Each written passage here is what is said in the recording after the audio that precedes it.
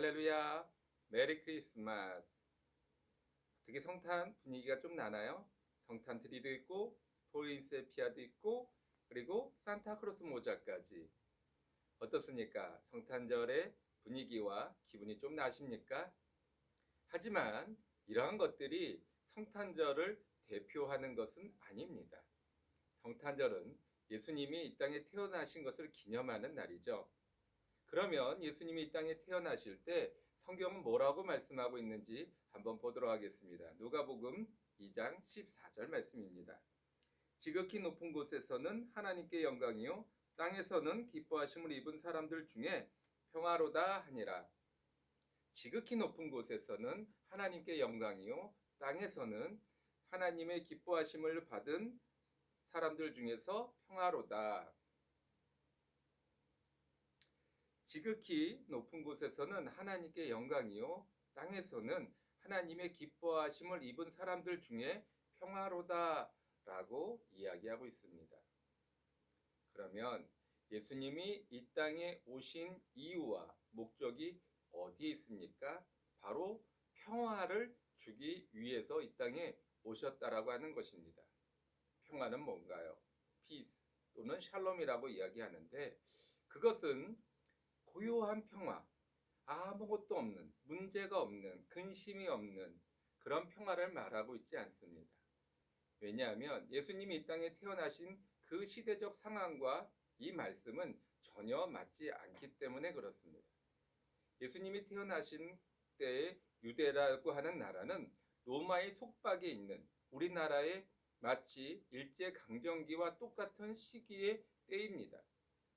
그리고 예수님이 태어나신 그때를 기점으로 42살 미만의 남자아이들은 죽음을 당해야만 했습니다. 나라를 빼앗겼고 어린아이들이 죽어가는 그 상황 속에서 과연 평화라고 이야기할 수 있겠습니까? 그렇지 않습니다. 그러나 하나님은 그 상황을 평화라고 이야기하고 있습니다. 왜 그렇게 이야기하고 있을까요? 진정한 평화는 아무 문제 없고 고요한, 그래서 느껴지는 평화라면 이 세상 어디에도 평화가 없기 때문에 그렇습니다. 하나님이 말씀하시는 평화는 문제를 뛰어넘는 고요함, 요동치 않는, 흔들리지 않는 굳건한 믿음을 가진 사람의 평화를 말씀하고 있는 것입니다.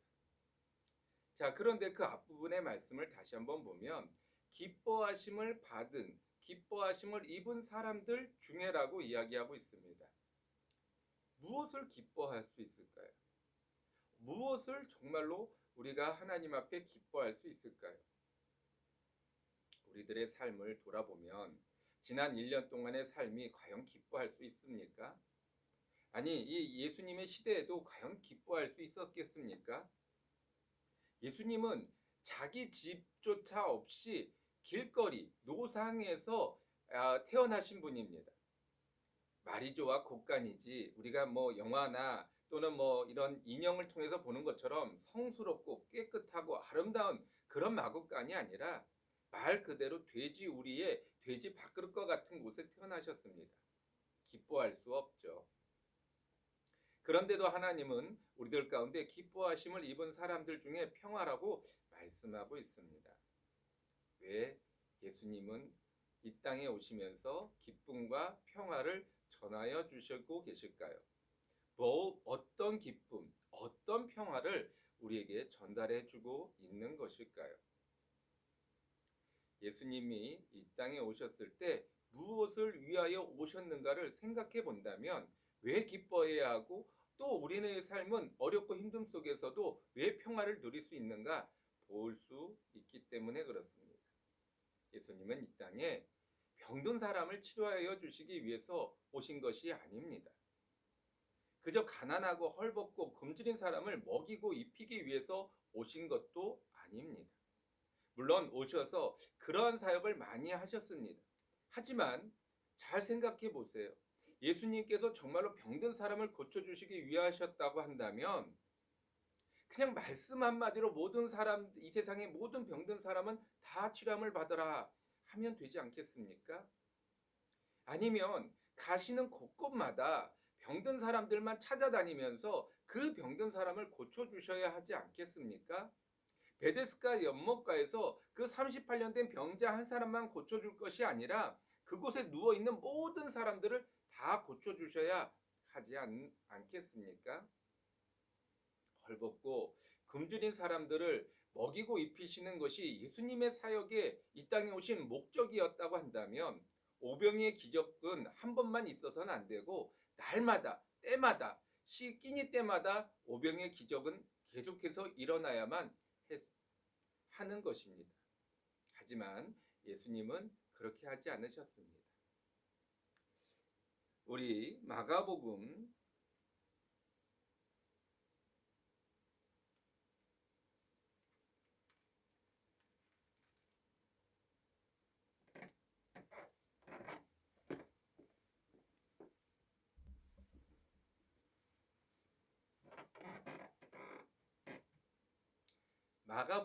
3장 4절 말씀에 이와 같이 이야기하고 있습니다. 저에게 이르시되 안식일에 선을 행하는 것과 악을 행하는 것, 생명을 구하는 것과 죽이는 것, 어느 것이 옳으냐 하시니 저희가 잠잠하거늘. 안식일 날 회당에서 손 마른 사람을 데리고 나왔습니다. 그리고 예수님이 어떻게 하시는가 보고 고발하고자 예수님을 지켜보고 있었습니다. 자, 그러면 이 상황 속에서 예수님이 하시는 말씀이 너희가 이 병을 고치는 것과 내버려 두는 것, 또한 내가 이 사람에게 선한 일을 행하는 것과 내버려 두면서 악한 일을 행하는 것, 어느 것이 옳으냐라고 말씀하셔야 되는데 예수님은 그렇게 말씀하지 않으셨습니다. 뭐라고 말씀하셨느냐? 다시 한번 읽어보겠습니다. 저에게 이르시되 안식일에 선을 행하는 것과 악을 행하는 것, 생명을 구하는 것과 죽이는 것, 어느 것이 옳으냐라고 말씀하고 계십니다.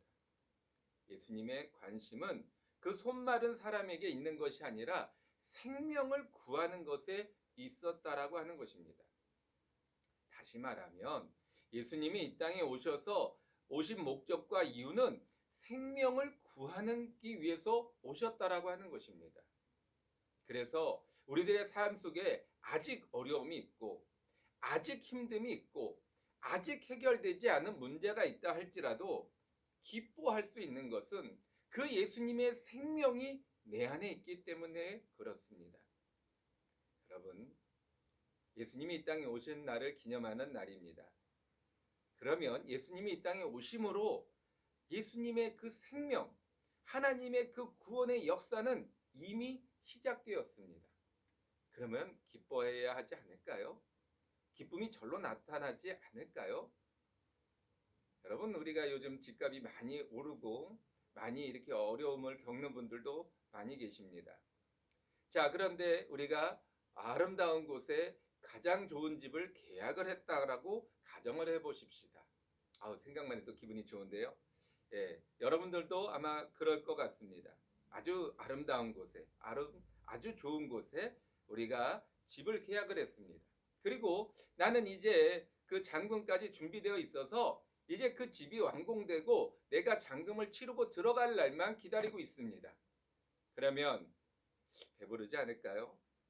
그러면 내가 무슨 일을 어떤 어려움 가운데 있어도 그 집만 생각하면 기쁨이 절로 나타나지 않을까요?